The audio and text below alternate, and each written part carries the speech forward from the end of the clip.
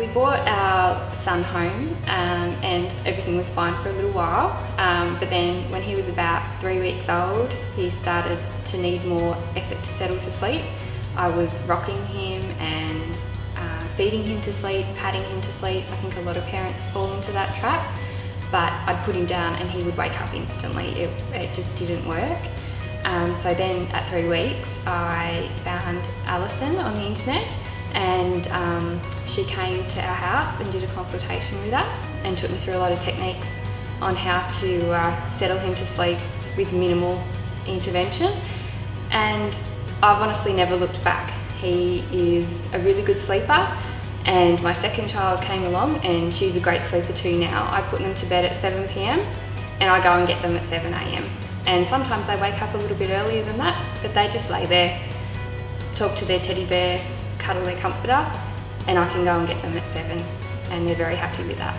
Also, while she's here, gave me some advice about feeding and breast care, and also what to do with playtime. All of a sudden I had a little baby who was awake for some time and I didn't know what to do with him. So appropriate play so that he was appropriately tired to go to sleep. And that just, it gave me the confidence to know that I knew what I was doing, and it felt like I all of a sudden had more time in my life to get things done and to be a better mum. And my husband was grateful for it too, because then he felt that he had the confidence to look after the baby. Within a week I had a baby who was sleeping better, feeding better, playing better, and I had more time on my hands. And by 8 weeks he was sleeping through the night almost every night, other than times when he was unwell or teething or we were travelling, when obviously things are a little bit different. But we'd come home or he'd get better and we'd go straight back to all the techniques that Alison had taught us, and he was straight back to sleeping through the night. In the future, when I needed any advice, I knew that Alison would give me solid advice that was based on evidence that I could use to help me with other things.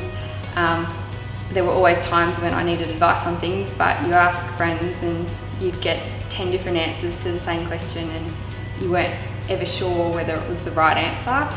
But I knew with Alison I could organise a phone consultation, ring her up, ask her about anything. I've asked her about feeding, eating habits in babies and toddlers, breast care. I've asked her about even discipline in small children when they start to develop bad habits, and how to combat that so that it doesn't get any worse. And she's always been there and always given me great advice that I can use. And I especially found the information about calm parenting really useful.